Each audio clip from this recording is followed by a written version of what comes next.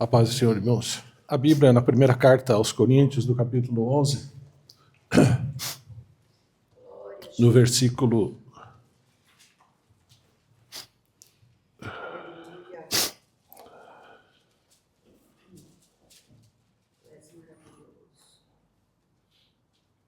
1 em diante. A palavra de Deus, na palavra de Deus está escrito o seguinte: sede meus imitadores, como também eu de Cristo. E louvo-vos, irmãos, porque em tudo vos lembrais de mim, e retende os preceitos como vos entreguei. Mas quero que saibais que Cristo é a cabeça de todo varão, e o varão a cabeça da mulher, e Deus a cabeça de Cristo. Todo homem que ora ou profetiza tendo a sua cabeça coberta, desonra a sua própria cabeça. Mas toda mulher que ora ou profetiza com a cabeça descoberta, desonra a sua própria cabeça, porque é como se estivesse rapada. Portanto, se a mulher não se cobre com véu, tosquice também. Mas se para a mulher é coisa indecente tosquiar-se ou rapar-se, que põe o véu. O varão, pois, não deve cobrir a cabeça, porque é a imagem e glória de Deus. Mas a mulher é a glória do varão. Porque o varão não provém da mulher, mas a mulher do varão. Porque também o varão não foi criado por causa da mulher, mas a mulher por causa do varão. Portanto, a mulher deve ter sobre a cabeça sinal de poderio por causa dos anjos. Todavia, nem o varão é sem a mulher, nem a mulher sem o varão no Senhor. Porque, como a mulher provém do varão, assim também o varão provém da mulher. Mas tudo vem de Deus. Amém? Esse texto em particular, né, é um texto que ele é muito, ou era muito discutido dentro das igrejas há alguns anos atrás. Quando eu pesquisei na internet, eu vi um relato que diz que ainda é muito discutido dentro das igrejas. Né? Por quê? Por que da discussão? Essa carta ela debate alguns princípios espirituais, como também costumes culturais da época. E nós hoje não vamos falar sobre isso, eu só estou explicando, né? Nós não vamos falar sobre os costumes culturais dessa época, nós não vamos falar aqui de véu, nós não vamos falar aqui de cabelo comprido, né? Até porque os irmãos sabem minha posição a respeito disso, né? Eu amo o cabelo curto, fica muito bonito na minha esposa. A primeira carta escrita aos Coríntios, ela foi escrita para corrigir problemas na igreja de Corinto, né? A igreja de Corinto, nós sabemos que é a igreja que assim, é muito problemática, talvez das mais problemáticas igrejas que Paulo fundou e pastoreou, né? Nós vemos em seguida, que é esse texto, nós vemos o texto que é costumeiro ser lido na Santa Ceia do Senhor, né? E nós vemos ali que Paulo traz também algumas correções, vamos dizer assim, né? Paulo chama a atenção da igreja por algumas coisas que estão sendo feitas de modo equivocado, de modo, né, que poderia trazer problemas sérios para aqueles que participam da Ceia do Senhor. Mas também nós não vamos falar da Ceia do Senhor aqui. Mas nesses 16 versículos aqui, na verdade eu não li os 16, né? Eu li apenas 12, mas são 16 versículos que tratam desse tema, né? Paulo, ele trata de basicamente 3 coisas: ordem, autoridade e testemunho público no culto. Né? Mas a base do nosso sermão, amados irmãos, está ali, os irmãos estão vendo na tela, lá no fundo tem um quadro atrás desse casal, né? Esse texto que está aí se encontra em quase todas as versões mais atuais, né? Mas eu não gostei dele, não. Eu gosto mais desse aqui da arca. Almeida Revista e Corrigida, que diz assim, olha só, todavia, nem o varão é sem a mulher, nem a mulher sem o varão no Senhor.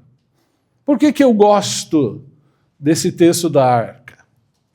Eu falo Arca, né? Mas é a Almeida Revista e Corrigida. Por que eu gosto dele? Porque quando nós damos uma olhada aqui, ele diz assim, porque todavia nem o varão é.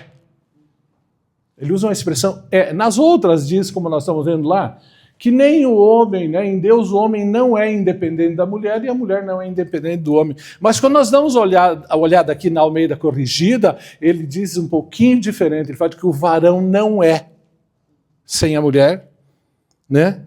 E que a mulher também, né? Não é sem o varão. Não tem a expressão, não tem esse verbo é, mas diz nem a mulher sem o varão no Senhor.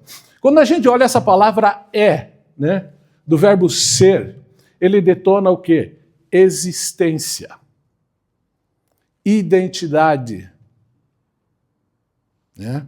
Não detona independência, ele diz não é. Então, não há uma existência. O homem sem a mulher, ele não existe. O homem sem a mulher, nesse versículo da Almeida Corrigida, o homem sem a mulher, ele não é completo. E a mulher sem o homem, ela não é completa. E aí o tema que eu coloquei, os irmãos estão vendo aí embaixo, tentei pôr o maior possível, diz assim, eu não sou sem você. Né? Poderia ser até uma declaração de amor bem bonita, né? Num cartão de aniversário, de Natal. Eu não sou sem você. Eu não existo. Eu não sou pleno sem você.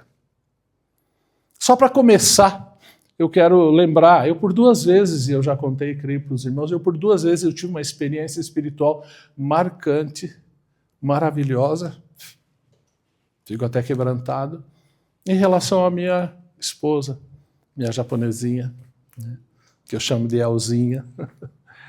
Nós trabalhávamos no Aitken e eu fazia Nikotai, ou seja, trabalhava uma semana de dia, trabalhava outra semana de noite.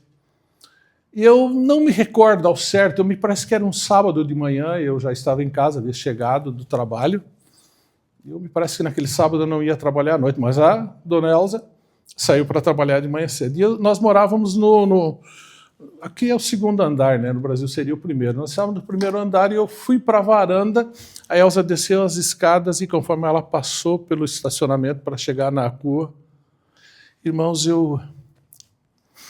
aleluia, eu vi um pedaço de mim que saiu andando.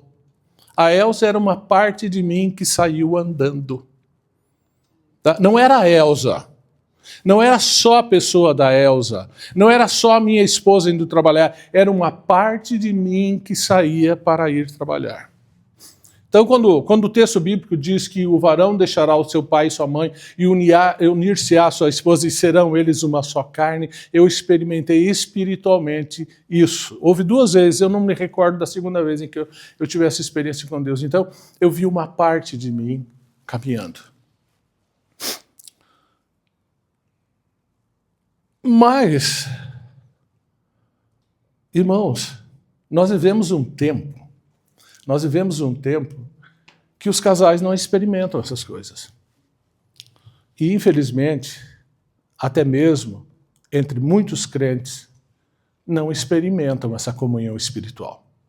Porque o casamento, além de uma ligação carnal, humana, ele é uma ligação espiritual. Nós temos uma ligação espiritual com o nosso cônjuge, com o nosso parceiro. Mas nós vivemos tempos tão difíceis, e hoje em dia a família, o casal, enfrenta tantas dificuldades, né?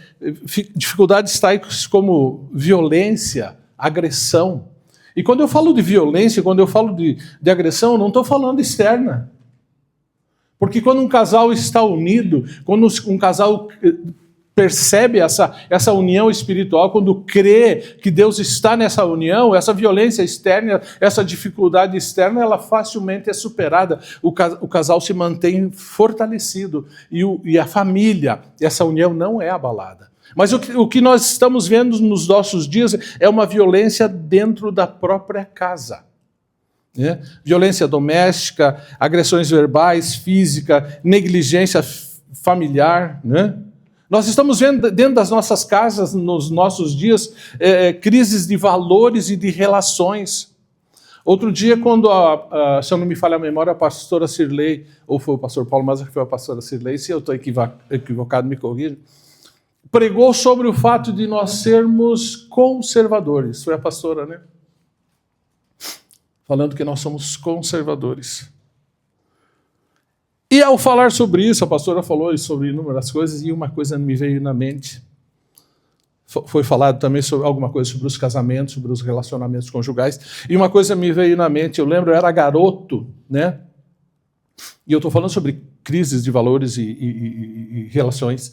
Me veio na mente que na época começou uma onda, um modismo, né? Parece que não tinha tanto, ou eu, como era muito jovem, não havia percebido ainda, mas parece que começou um modismo de divórcios. A televisão, nas novelas, né? Antigamente, né, tinha alguns canais de televisão, não só a Globo, que falavam, né, tinham novelas. Então, em todo lugar se ouvia falar de divórcio. E um dos motivos extremamente banal, talvez o maior motivo que eu ouvia, né, nesses dias, era a incompatibilidade de gênio. Irmãos, o que é incompatibilidade de gênio? Eu e a dona Elza sentamos para decidir um assunto e não concordamos. Não entramos num acordo. Né? Grande novidade isso no casamento, né, irmãos? Grande novidade. Quem casa tem que saber que vai haver. Quem casa tem que saber que isso vai acontecer. Né? Quem trabalha numa empresa, né, sabe que isso vai acontecer, não é só num casamento. Em qualquer relação. Numa escola vai haver incompatibilidade. Mas as coisas só vão andar quando nós acharmos um denominador comum. E nós temos que trabalhar para que esse denominador comum seja encontrado e nós possamos, então, né, encontrar essa solução, continuar andando. Então, assim, como na época, hoje, divórcios fúteis, por motivos que não se pode quase que levar em consideração. Eu e a Elza não temos compatibilidade. Eu e a Elza não somos parecidos. Não somos mesmo. Eu sou descendente de índio com italiano e ela é descendente de japonês. Completamente diferente. E se for, além da aparência física, se a gente for dar uma olhadinha para a questão cultural, acabou. Aí foi tudo por água abaixo.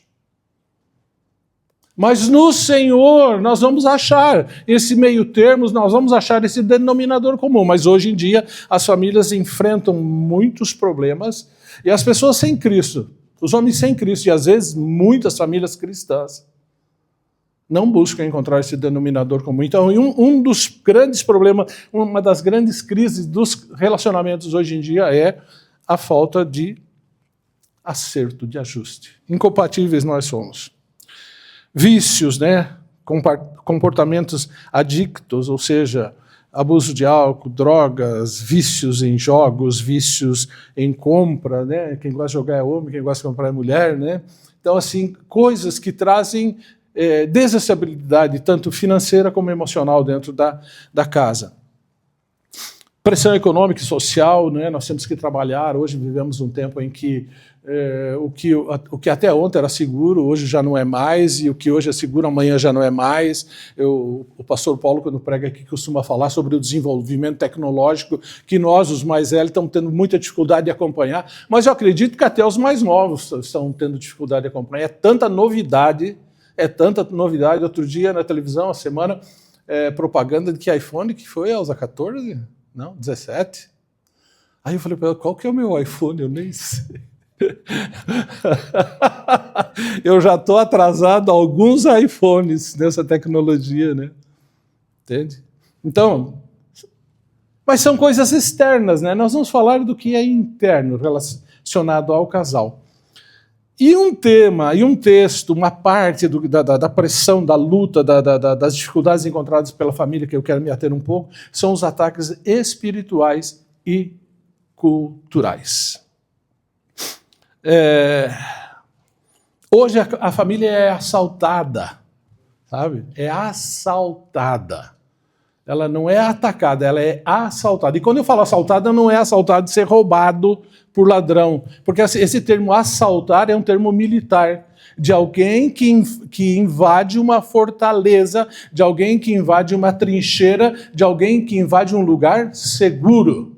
Isso é um assalto, é no sentido militar. Então, hoje a família está sendo assaltada por uma enxurrada, irmãos, de valores, de ideologias, e eu vou falar aqui de feminismo. A igreja, a família já era anteriormente assaltada, a família anteriormente já era solapada por valores machistas, isso é antigo, né? E por que essas coisas que eu pretendo comentar acontecem? Amados irmãos, tudo que nós falamos aqui, tudo que se fala na igreja é preciso ser entendido segundo a palavra do Senhor. E eu gostaria, irmãos, de abrir em 1 Timóteo 3, do verso 1 ao 4. Se alguém achar antes de mim, eu vou fazer como se fazia antigamente. Leia para mim, por favor. Se alguém achar antes de mim.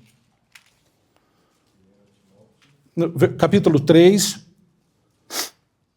versos 1 ao 4. Mas eu achei mais rápido que você, meu irmão. Eu não podia falar, senão você ia encontrar.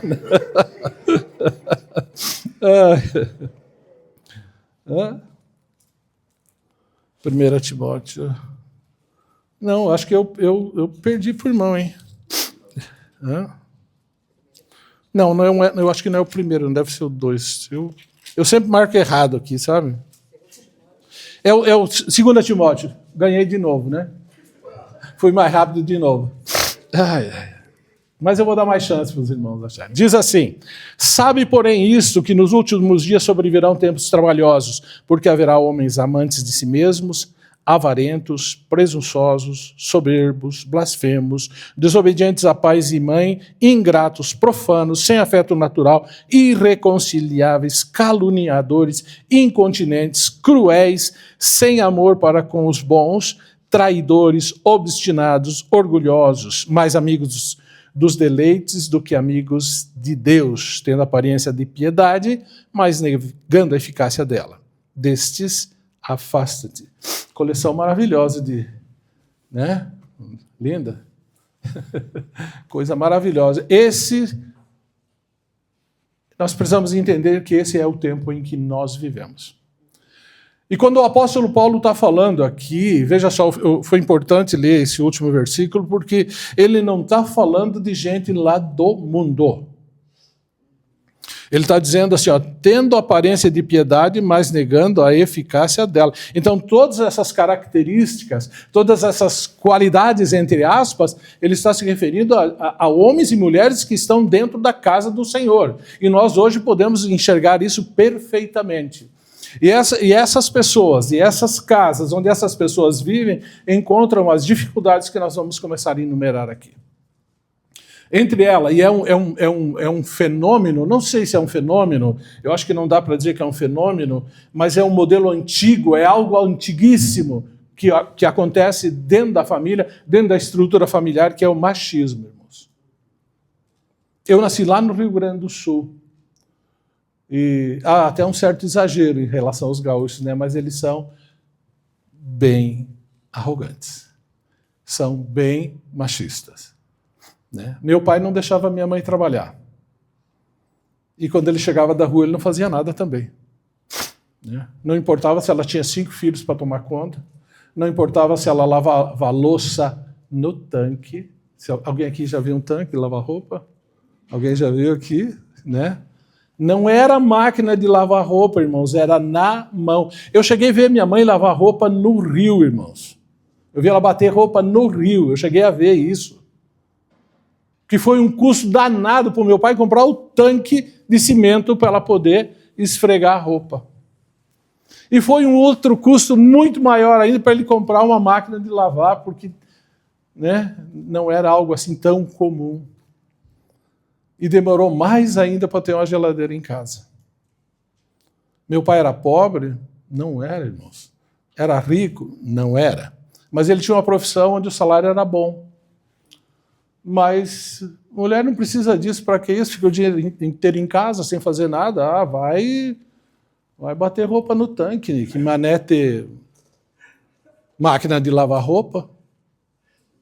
Os irmãos percebem? Alguém aqui já experimentou isso? Alguém aqui já viu isso? Eu vi. O machismo, irmãos, distorce o papel do homem. Eu vou encurtar porque tem outras coisas mais importantes para entrar. O machismo é uma liderança que vira domínio, era o que meu pai fazia. O machismo é uma autoridade que vira controle. A mulher perde a voz, em consequência, o medo dentro da casa toma o lugar do amor, gera distância emocional e as famílias são quebradas por dentro. Chegou uma época das nossas vidas, meu pai também enfrentou o problema de alcoolismo, eu estou falando da minha casa, mas, né, quem se identifica aí, quem já passou por algo parecido. A minha família não foi uma desgraça, não estou aqui pregando que minha família foi ruim, mas o que o machismo fez dentro da minha casa, eu sei que fez, né? Chegou um momento que a nossa família não tinha assim, mais muita alegria com meu pai. Eu amo meu pai, está falecido, eu amo meu pai até hoje. Tem muita coisa que ele me ensinou que é importante até hoje na minha vida. Tá? Mas chegou um momento que a gente não tinha mais muita alegria com ele. Então, o que é o machismo? É a imposição de uma autoridade que é divina. Aqui o texto está dizendo que o homem foi posto como cabeça da mulher, né? É uma autoridade divina distorcida. É uma ditadura dentro de um lar. Né? Esse é um dos problemas, né, do machismo. Ou seja, do entendimento equivocado do que é uma liderança, do entendimento equivocado do que é ser o cabeça. Não tem nenhum problema em ser o cabeça, as irmãs admitem isso, entendem na palavra de Deus. Mas o problema do machismo é que ele age de modo equivocado. Mas nós temos a contrapartida, nós temos o feminismo. E o feminismo, irmãos, eu até que sou meio defensor em alguns aspectos, né?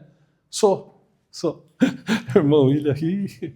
Em alguns aspectos eu sou defensor, porque eu vi minha mãe sofrer.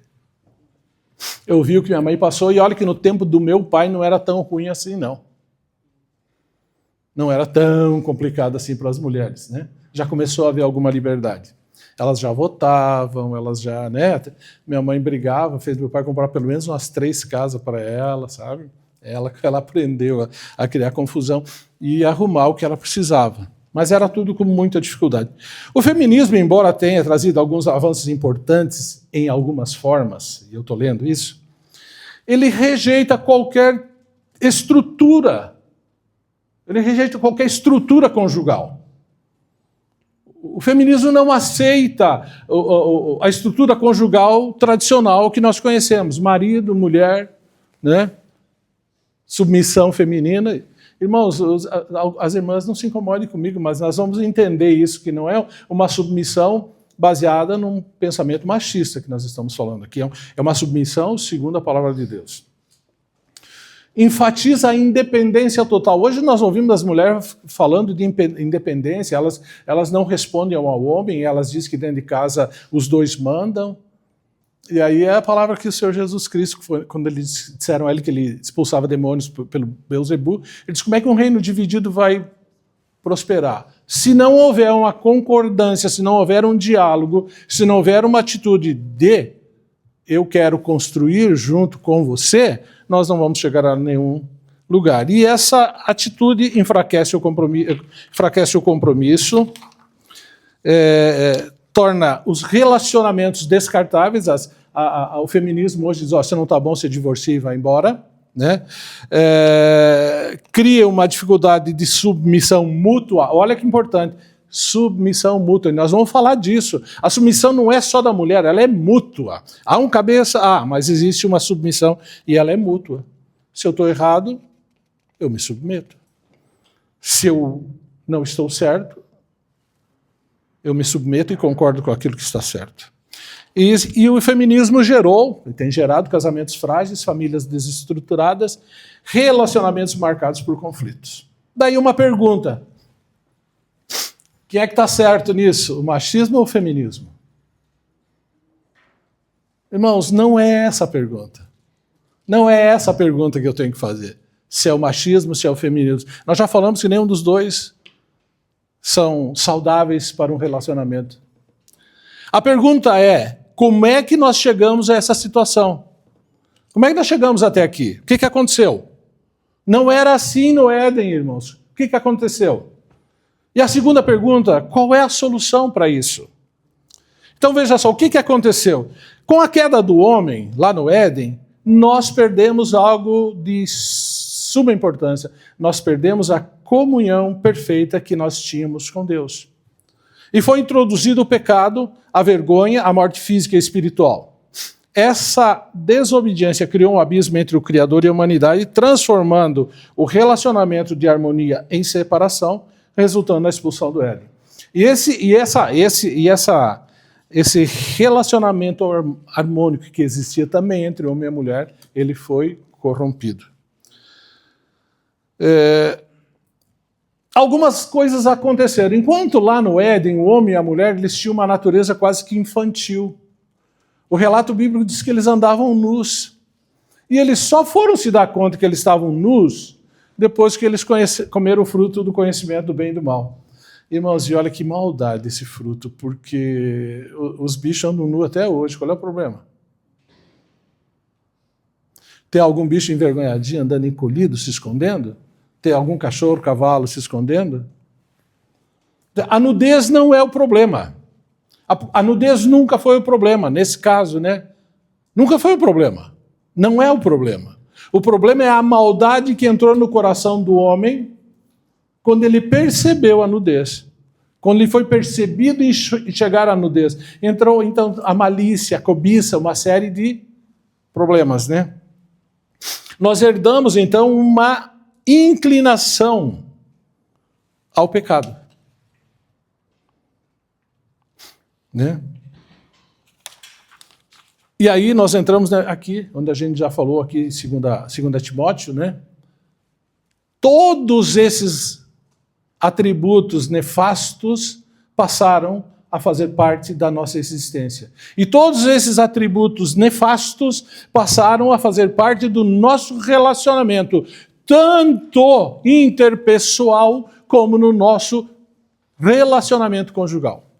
Nós passamos a usar essa maldade que nós adquirimos para nos relacionar.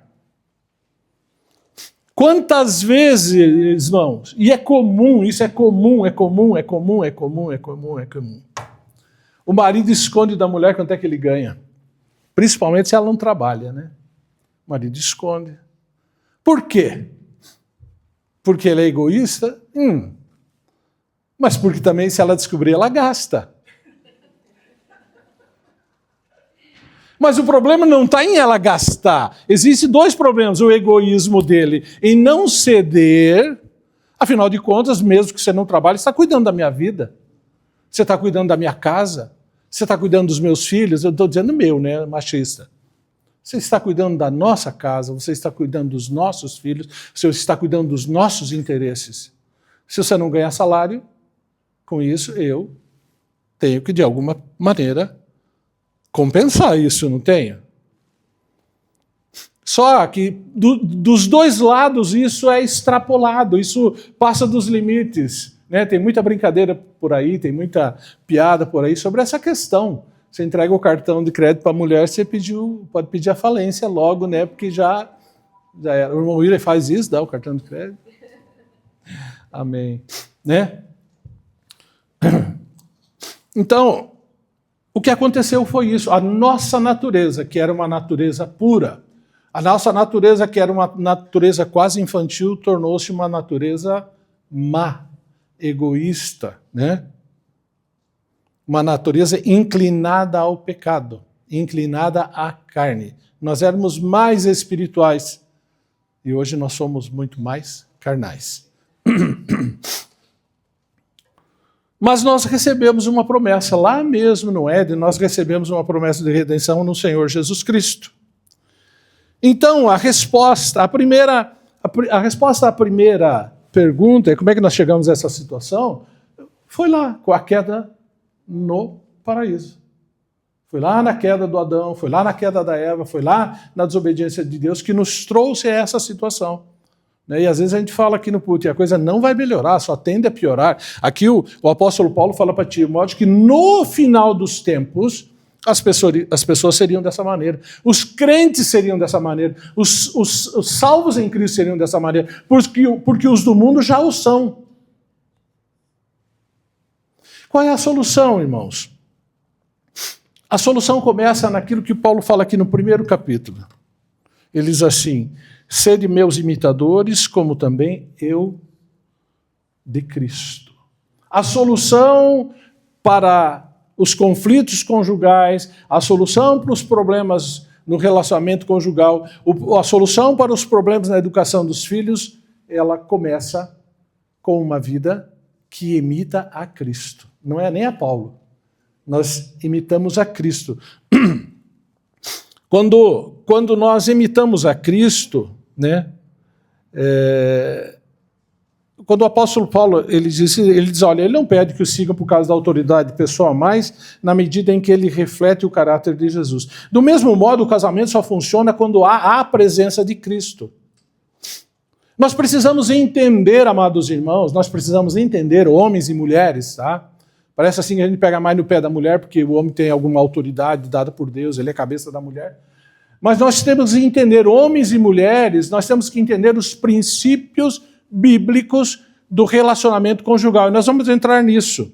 Nós precisamos entender que essas diretrizes foram dadas por Deus. O que está na Bíblia, o que direciona, o que determina um bom andar do casamento, são diretrizes bíblicas, são diretrizes dadas por aquele que criou. Eu gosto da expressão assim, quando eu compro um carro, tem um manual lá dentro daquele carro que me ensina como eu usar aquele carro. Quem é que pôs aquele manual lá dentro? Foi o irmão William que vendeu o carro para mim? Não, foi a Honda, né, irmão William? Foi a Honda. Foi quem construiu esse carro que botou o manual. Falou, para você usar esse carro sem problema, está aqui o manual, faça desse jeito. Se é para botar óleo no motor, você não vai pôr gasolina. Se é para pôr óleo mineral, você não vai pôr óleo de cozinha. Nós não podemos relativizar tanto na manutenção de uma máquina, como nós não podemos, muito menos ainda, relativizar e economizar num relacionamento conjugal.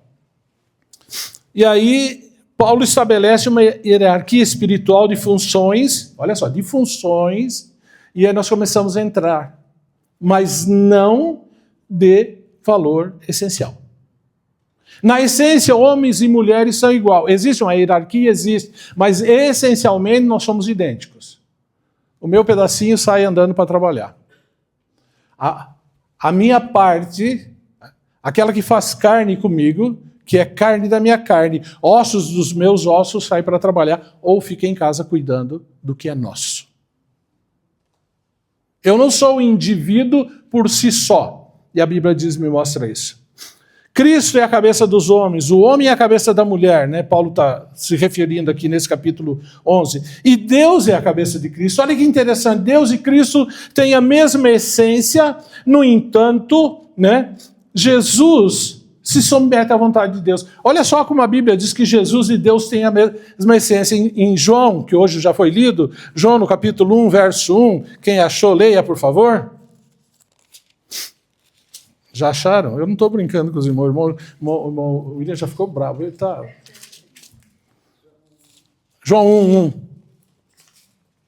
Diz assim: no princípio era o verbo, e o verbo estava com Deus, e o verbo era Deus. Quem é o verbo, irmãos? Respondam. Quem é o verbo? É a aula, é a escola bíblica hoje. Quem é o verbo? O verbo é Cristo, o verbo é Jesus. Ele tem a mesma essência, ele é Deus, mas nós vemos na Escritura que ele se submete a Deus. Né? Em Filipenses 2,8, olha só, em Filipenses 2,8, vamos lá. De novo, quem achar, leia, para nós ganharmos tempo, que eu falo muito, e aí nós perdemos tempo com procura. Filipenses 2,8, quem encontrou? Se eu encontrar primeiro eu leio, mas eu não tenho o hábito de marcar as passagens, e eu dessa vez nem escrevi aqui. Em Filipenses 2,8 diz o seguinte: e achando na forma de homem, humilhou-se a si mesmo, sendo obediente. Olha a palavra, sendo obediente até a morte e morte de cruz. Olha a obediência do Senhor Jesus Cristo, sendo da mesma essência de Deus, sendo igual a Deus, sendo o Criador da vida, ele obedece. E obedece até a morte de cruz. Não foi qualquer obediência. Ele não cedeu num ponto da discussão que ele tinha com Deus. Ele não cedeu num ponto de não, a terra não vai ter montanha, vai ser tudo plano para ficar mais fácil para os homens andar. Não foi isso. Não foi uma questão, uma discussão técnica. Deus disse, ó, tu vai descer, tu vai encarnar e você vai morrer na cruz para que os pecados da humanidade sejam remidos através do teu sangue. E o que ele fez? Desceu e obedeceu.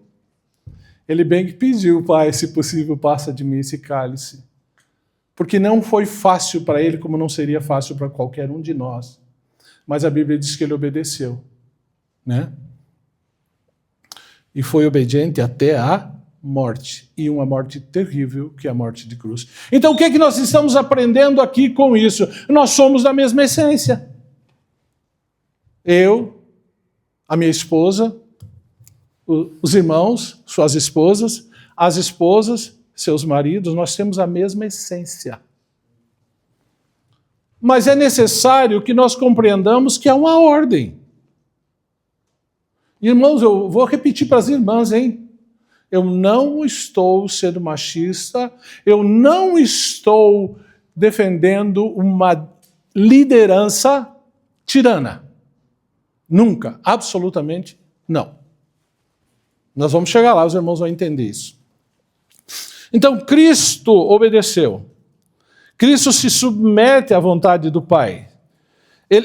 Através de Cristo, é demonstrado que há uma estrutura de ordem funcional entre as pessoas da divindade, e não uma declaração de superioridade de ser. Quando Jesus Cristo manda o Espírito Santo, ele também diz, olha, eu vou mandar um igual a mim. O mesmo Espírito que habita em nós é igual a Cristo, é igual ao Pai. Né? É o Pai, é o Filho e o Espírito Santo. São iguais, têm a mesma essência. Mas cada um tem um trabalho. O Espírito Santo veio aqui para falar dele? Não, o Senhor Jesus Cristo, ele não vai falar dele, ele vai falar de mim. Ele vai lembrar vocês, ele vai ensinar vocês sobre mim, o que eu ensinei para vocês. Então, dessa mesma forma, irmãos, através do relato bíblico, nós entendemos que essa mesma estrutura de ordem norteia o relacionamento conjugal e familiar. Haja visto que ela está intrínseca no propósito da criação. Vamos falar um pouquinho sobre a criação, então, para nós percebermos onde é que essa autoridade está intrínseca. Lá em Gênesis, vamos lá, esse está fácil de achar, o primeiro livro da Bíblia, capítulo 1, bem facilzinho, tá? O versículo 26 e 28 diz assim, e disse Deus, façamos o homem à nossa imagem, conforme a nossa semelhança, e domine sobre os peixes do mar, e sobre as aves do céu, e sobre o gado, e sobre toda a terra, e sobre todo réptil que se move sobre a terra. 27. E criou Deus o homem à sua imagem, a imagem de Deus o criou. Macho e fêmea os criou. Vamos começar entendendo a ordem das coisas, o propósito das coisas. Por que é que Deus criou o homem? Para quê? Segundo o relato de Gênesis. Ele disse que ele criou o homem para que dominasse sobre os peixes do mar, sobre as aves do céu, sobre o gado e sobre toda a terra e sobre todo réptil, e ainda há uma passagem, o versículo que eu não me recordo agora, está aqui também pertinho, que ele foi criado para lavrar o jardim do Éden. Então vamos assim, de um modo bem simplista, dizer, o homem foi colocado no jardim do Éden como um administrador das coisas de Deus. E nós costumamos ouvir na igreja que esse mundo foi nos entregue para que nós o administrássemos. O pecado, né, a nossa desobediência levou esse mundo a ser entregue ao inimigo das nossas almas. Né? Por isso que a Bíblia diz que o mundo jaz no maligno, que o príncipe desse mundo é o diabo. Mas nós éramos os príncipes dessa terra, nós éramos os príncipes desse mundo. E aí, irmãos, olha só como a coisa fica linda, olha só como a coisa fica muito bonita.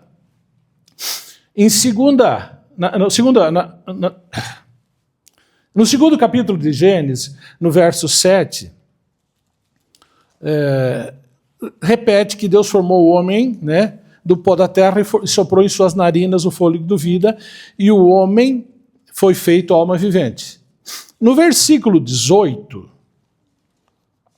Deus diz assim: e disse o Senhor Deus, não é bom que o homem esteja só, far-lhe-ei uma ajudadora que esteja como diante dele. Eu vi um comentário de um padre essa semana, enquanto eu preparava o sermão. O padre disse uma coisa que eu não posso dizer que ele está errado. Ele falou, olha, Deus fez tudo e tudo que ele fazia, ele olhava e falava, e Deus viu que era bom. Só tem uma coisa na criação que Deus não gostou. O que é que foi que Deus não gostou? Acabei de ler para os irmãos. Deus não gostou que o homem ficasse só. Foi a única coisa que ele diz, olha, não é bom que o homem fique só. Aí nós começamos a ver a maravilha da criação. Não era bom, não convinha ao homem estar só, né? E aí, olha só, eu gosto, eu leio, vou ler mais um pouquinho aqui com os irmãos, e diz assim, havendo, pois, o Senhor Deus formado da terra todo animal do campo e toda ave dos céus, os trouxe a Adão para ver como lhes chamaria, e tudo o que Adão chamou, a toda alma vivente, isso foi o seu nome. E Adão pôs os nomes a todo o gado, e às aves do céu, e a todo o animal do campo. Mas para o homem não se achava adjutora que estivesse como diante dele. Olha só, parece que o texto bíblico dá a impressão que Deus deu uma olhada, ver se tinha algum bicho, algum animal, um jumento, um cavalo, um leão, um tigre, algum animal que pudesse ajudar Adão. Passa essa impressão, não passa? Não tem, não. Não tem, não. E então, o Senhor, versículo 21, fez cair um sono pesado sobre Adão, e esse adormeceu, e tomou uma das suas costelas, e cerrou a carne em seu lugar. E da costela que o Senhor Deus tomou do homem, formou uma mulher, e a trouxe a Adão. E disse a Adão, esta é agora osso dos meus ossos, e carne da minha carne. E esta será chamada varoa, porque quando do varão foi tomada. Irmãos, olha que coisa linda, olha que coisa interessante, olha que coisa maravilhosa e que precisa ser vivenciado. Nós não podemos ignorar isso.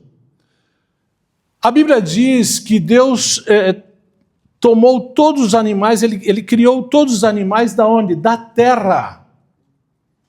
Tudo que ele criou, inclusive o homem, foi tirado da terra.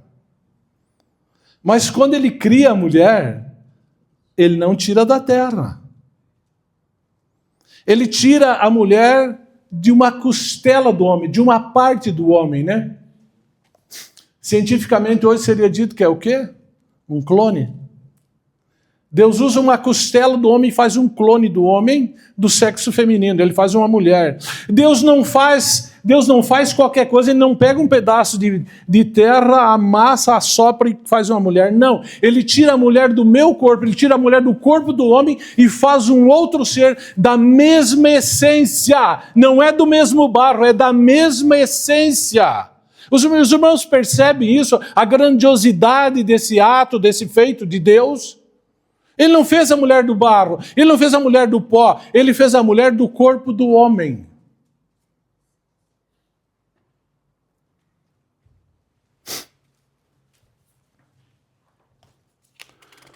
Então,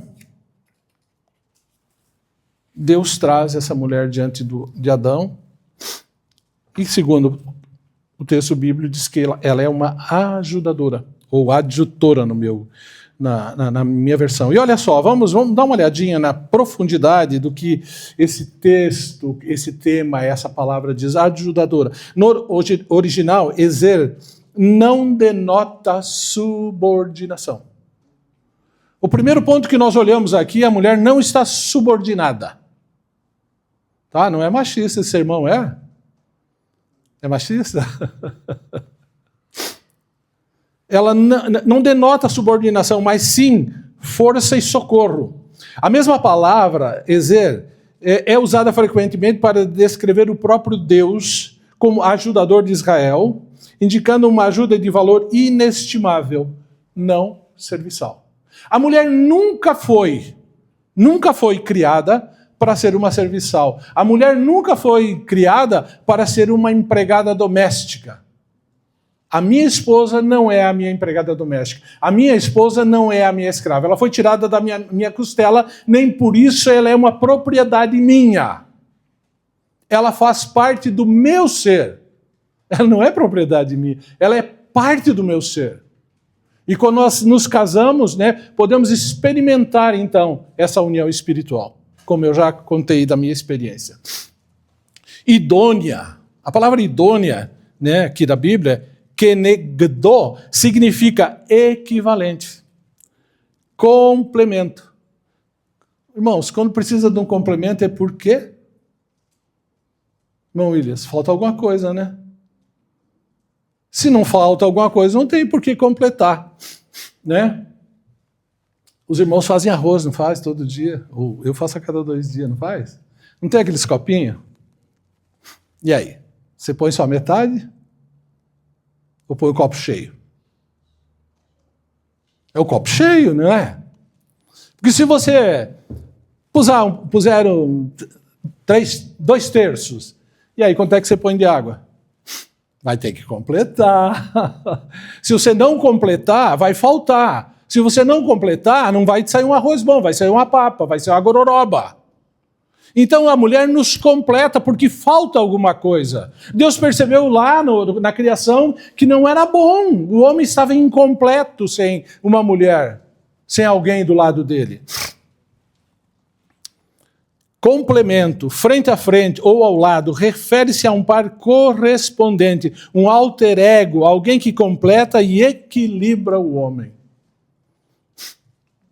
Olha, sabe por que a mulher, de alguma maneira, eu vou dizer a minha experiência, tá? De alguma maneira não, ela completa. Mas eu vou falar de algo que assim que às vezes me salta aos olhos. E eu acho que na vida de quase todo homem a coisa é meio por aí. Ela completa, ela equilibra o homem, né? O homem, quando solteiro, ele não tem lá muitas preocupações. A grande maioria dos homens, né? Há exceções, né? Eu tenho um filho que é uma exceção, ele fez tudo antes de casar, mas a grande maioria dos homens só vai fazer alguma coisa depois que casa. A maioria dos homens, ele trabalha, ganha, come, veste, sai para divertir, ou vem para a igreja, enfim, cada um tem a sua vida, mas ele mesmo não constrói nada. Normalmente o homem não constrói nada. Ele passa a construir alguma coisa quando alguém o completa. Ele passa a construir alguma coisa quando alguém o equilibra, o põe no lugar, sabe? Bota para andar, bota ele nos eixos. Porque o homem sozinho, ele não pensa muito, ele não tem muitos desejos, não tem muitas ambições. E essas ambições benéficas, bem entendido, ter uma casa, ter uma família, ter filhos, às vezes até um carro. Eu não tinha carro, andava de pé, pouco me lixava, andava de ônibus, onde eu queria ir de ônibus, né? Bicicleta, pegava a moto do meu pai emprestado, não tinha nenhum problema. Mas hoje eu não fico sem um carrinho de jeito nenhum. Como é que eu venho para a igreja com a Elza? Como é que eu faço as compras lá de casa, né? Como é que agora não tem mais pior, mas como é que antes eu saía com a piazada para viajar para lá, para cá? Quantas vezes a gente passava final de ano lá em Cesac, onde, né, culto de final de ano, ia como? Com trem? E voltar de que jeito? Mas se eu fosse solteiro, eu ia e dava um jeito de dormir na casa do pastor, na casa de alguém. Mas hoje, com a minha mulher, nem pensar, com meus filhos, nem pensar. Então a mulher põe um equilíbrio. E eu estou falando de coisas simples. Eu estou falando de coisas bobas. Os irmãos são casados, sabe que tem coisas muito mais importantes, muito mais fundamentais, né? A mulher, o posicionamento da mulher, aqui segundo a Bíblia, é lado a lado. Ela significa cooperar, compartilhar a missão, né? Ela é comissionada, ela está junto nessa missão do homem de administrar essa terra, de administrar as coisas, de administrar o lar, de administrar a família. Se no caso, né, aqui nós temos o exemplo, quem tem uma empresa, de administrar essa empresa. Alguém tem que ser o cabeça, alguém tem que conduzir, mas nem por isso ele está sozinho nesse negócio. Né? Nós temos aqui um pastor, mas temos também uma pastora. Né? Nós temos um presbítero, mas tem uma diaconisa. Né? E por aí vai, alguém anda lado a lado, alguém conduz, alguém aconselha, irmãos. Alguém aconselha. Quantas vezes que eu falo minhas bobagens, depois me chamam em casa, vem cá e tem uma conversa séria aqui. Não é assim. Não é assim que diz, não é assim que fala. Porque quando você está no púlpito, você põe a mão no bolso o tempo todo, tira a mão do bolso, que coisa feia. Né? Então, é lado a lado, alguém ajudando, alguém construindo junto. Então, o propósito da criação da mulher é porque o homem não podia viver sozinho. Né? Ele precisava de alguém igual a ele, em essência, com papel complementar, completando aquilo que Deus começou. A gente poderia dizer, de alguma maneira, que Deus fez o homem incompleto. Ele precisou colocar uma mulher ao lado desse homem, junto desse homem, para que ele se completasse. Assim como na vida secular, irmãos, nós só nos completamos. Nós podemos viver sozinhos, homens e mulheres podemos viver sozinhos. Né? Mas nós só nos completamos quando nós temos um cônjuge ao lado nosso. Então, eu queria falar um pouquinho sobre o modelo da família bíblica. Eu queria falar um pouquinho do que é que Deus requer de mim, homem, e do que Deus requer da mulher. Vamos dar uma olhadinha lá em Efésios 5, 22 e 23, irmãos? Está um pouquinho longo, me perdoe o discurso. Efésios 5, versículos 22 e 23. Não, de novo. Eu peguei Gálatas. Por isso que não deu certo. Efésios.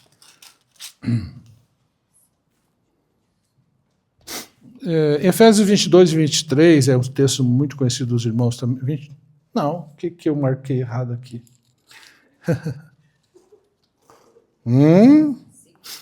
Me ajude, me socorram aí. É o texto que fala sobre o amor que o homem deve ter pela mulher, como Cristo amou a igreja e se entregou por ela. Hã? Eu creio que é o 5:25, né, irmão? Então. Aí eu peguei o 2 aqui, tá certo. Olha só. Do 22 em diante, 22 diz: vós mulheres, sujeitai-vos a vossos maridos como ao Senhor, porque o marido é a cabeça da mulher, como também Cristo é a cabeça da igreja. Está repetindo aquele mesmo, né, o que nós já falamos no começo. Sendo ele próprio salvador do corpo. De sorte que, assim como a igreja está sujeita a Cristo, assim também as mulheres sejam de todos sujeitas a seus maridos. Olha só, complicou agora para nós, hein, irmãos? Até aqui estava tudo bem, as mulheres têm que obedecer e nós estamos de boa, né? Estava bom até agora, mas diz assim: vós maridos, amai vossas mulheres como também Cristo amou a igreja e assim mesmo se entregou por ela, para a santificar, purificando-a com a lavagem da água e pela palavra, para apresentar a si mesmo igreja gloriosa, sem máculas, sem ruga, nem coisa semelhante, mas santa e irrepreensível. Assim devem os maridos amar as suas próprias mulheres como a seus próprios corpos. Quem ama sua mulher ama a si mesmo, porque nunca ninguém aborreceu a sua própria carne, antes a alimenta e sustenta. Também o Senhor a igreja. Olha só, resumindo, o que é que Deus requer de nós, homens? Deus está pedindo do homem um amor sacrificial. Deus não está pedindo um amorzinho, eu te amo, queridinha, lindinha, dane-se. Né? O dinheiro é meu, eu administro isso aqui, as coisas é do meu jeito, eu não gosto do jeito que você veste, eu não gosto do jeito que você fala, eu não gosto disso, eu não gosto daquilo, e tem que ser do meu jeito. A Bíblia diz aqui, assim como Cristo se entregou pela igreja, o nosso amor tem que ser o mesmo amor, né, com que Cristo amou a igreja, e um amor de alguém que se entrega pela pessoa amada. É um amor de sacrifício. Então, o meu machismo, a minha liderança, o meu poderio, ele desaparece quando eu sacrifico a minha vida, é o sacrificar da minha vida em favor da minha companheira. Eu vivo para a minha companheira. É isso que a palavra está dizendo aqui. Cristo morre pela noiva, né? Nós podemos dizer, nós vivemos para a nossa noiva. Nós vivemos para a nossa esposa. Mas irmão Cláudio, está contraditório esse negócio. Cristo morre, está dizendo que nós vivemos. Nós vivemos, sim, uma vida de sacrifício em favor da minha esposa. Eu engulo o meu orgulho, eu engulo as minhas razões, eu engulo as minhas necessidades, as minhas prioridades em favor de um relacionamento segundo a vontade de Deus. Um relacionamento com aquela mulher que Deus colocou ao meu lado para que seja a minha ajudadora, para que seja a pessoa que compartilhe comigo, que me ajude a chegar ao objetivo para o qual Deus tem criado a minha vida. Então, se o objetivo da minha vida, como de Adão, era arar o Éden, talvez não seja o meu caso. Talvez não seja o caso dos irmãos, mas há um objetivo na tua vida, há um propósito na tua vida. Há algo que Deus requer de ti como homem, como sacerdote da casa, e que a tua esposa, que a tua companheira é participante desse propósito. E é importante que a esposa agora compreenda que ela é participante desse propósito, que ela não está alheia a esse propósito, que não é do tipo, se vira, é contigo, você é o homem. Não foi assim também, não. Não é desse jeito também, não. Não. Isso é coisa de homem. A Bíblia não coloca que tem. A Bíblia não diz que tem coisa de homem. A Bíblia diz que a mulher foi colocada como ajudadora, para andar ao lado, como comissionada junto ao homem para realizar a tarefa que Deus tem colocado na nossa vida. Amém? Então, veja só, o homem tem que amar sacrificialmente. A mulher, como diz o texto, tem que respeitar e submeter-se voluntariamente ao homem, porque ela é participante dessa obra, dessa missão. E essa submissão não significa de modo nenhum inferioridade, mas uma resposta a um amor verdadeiro. Quando a mulher participa, quando a mulher se submete, quando a mulher entra nesse propósito, ela está apenas manifestando, né, um amor verdadeiro nessa relação. Para nós concluirmos, eu gostaria que as irmãs colocassem aquela figura que eu passei. E é uma coisa maravilhosa, porque a criação de Deus, que nós começamos a falar aqui, quando Deus fala sobre a criação, Deus diz assim: façamos o homem a nossa imagem e a nossa semelhança. Como é que Deus é formado? Ele é formado pelo Deus Pai, ele é formado pelo Deus Filho e ele é formado pelo Deus Espírito Santo. Nós ouvimos falar, eu concordo, que eu sou um corpo, uma alma e um espírito. Mas o meu relacionamento conjugal é uma mulher.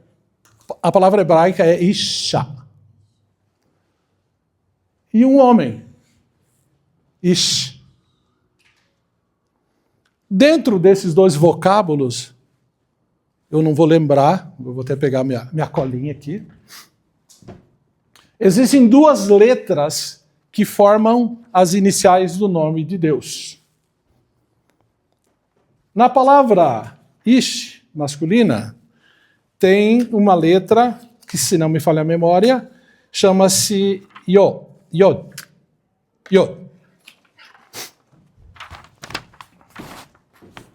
Esse parece um apóstrofo, chama-se Yod. No nome da mulher, tem uma letra, essa letra aqui, chama-se Re. Essas duas letras unidas são as iniciais do nome Yahvé.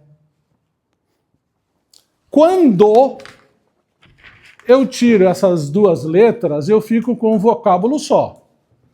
Parece aquele kanji de Yama, né? E parece um N do português, certo? Quando eu junto essas duas letras, eu tenho uma palavra. Fogo. E o fogo, por si só, destrói. O fogo, por si só, consome. Então, para que um casal seja a imagem e semelhança de Deus, ele precisa de um homem, de uma mulher e da presença de Deus nesse relacionamento. Nós só podemos ser a imagem e a semelhança de Deus se nós tivermos a presença do Senhor na nossa vida, porque nós somos um homem, nós somos uma mulher da mesma essência e nós temos em nós a presença de Deus que foi rompida, que foi nos tirada. Nós perdemos a comunhão lá no Éden, mas em Cristo Jesus, essa comunhão, esse Senhor, esse Espírito Santo, ele volta a habitar nas nossas vidas, ele volta a habitar no relacionamento matrimonial. Então nós só podemos ter vitória nas nossas relações conjugais, nós só podemos ter vitória dentro da nossa família, dentro da nossa casa, quando há uma união perfeita entre o homem e a mulher, crente, que crê na palavra, que crê nas promessas, que entende que o que está escrito na palavra é para ser obedecido. Se há uma submissão, que essa submissão seja obedecida. Se há alguém submisso, ele tem que ser tratado com deferência. Essa pessoa que está submissa, ela deve ser amada ao ponto de que eu entregue a minha vida por ela. E nem só isso é o suficiente. Eu preciso a presença de Deus no meu relacionamento, no meu casamento, no meio da minha família. Olha que coisa linda. Quando eu preparava esse sermão, eu nunca tinha visto isso. No rodapé da minha Bíblia, que eu nem estava dando muito bola, estava essa situação. E Deus me levou a pesquisar sobre isso. Então, amados irmãos, existe um Ish, uma Isha, mas existe um Deus, existe um Yahvé nesse relacionamento. Sem Deus, sem Yahvé, nós somos fogo. Fogo que consome, fogo que destrói. Então, amados irmãos, nessa tarde, encerrando, eu faço um apelo aos irmãos. Irmãos, liderem com amor. Né? Liderem com amor. A palavra fala sobre o fato da mulher ser o lado mais fraco. Nem, portanto, ser inferior. Nem, portanto, ser de menor importância. Ela é da mesma essência. Deus não tirou do barro. Deus não fez a mulher do barro. Deus fez a mulher do homem, para o homem, com o homem. O segundo apelo que eu faço nessa tarde: mulheres, caminhem com sabedoria. A palavra de Deus diz que a mulher sábia edifica o seu lar, mas a tola destrói. Então, que nós tenhamos sabedoria, que nós tenhamos amor, para que o propósito de Deus nas nossas vidas, para que o propósito de Deus na nossa família se concretize, né? Eu poderia até falar um pouco mais, mas eu vou encerrar, eu já falei muito. Eu anoto muita coisa e o tempo não permite. Então, que nós entendamos isso. Eu acho que, para mim, isso é a parte mais fundamental do que Deus me mostrou, do que Deus falou ao meu coração nesses dias. Nós somos homens e mulheres que temos a presença de Deus em nós. Presença essa que foi perdida lá no Éden, mas que foi restaurada na pessoa do Senhor Jesus Cristo.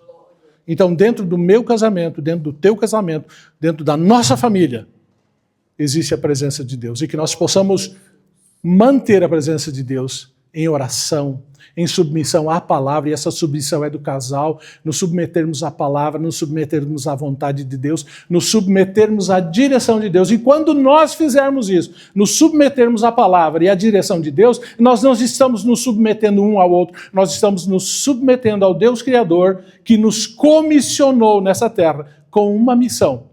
Missão essa que glorifica e exalta o nome do Senhor. Eu agradeço aos irmãos a oportunidade, que Deus possa continuar a falar aos corações dos irmãos, em nome do Senhor Jesus Cristo. Amém.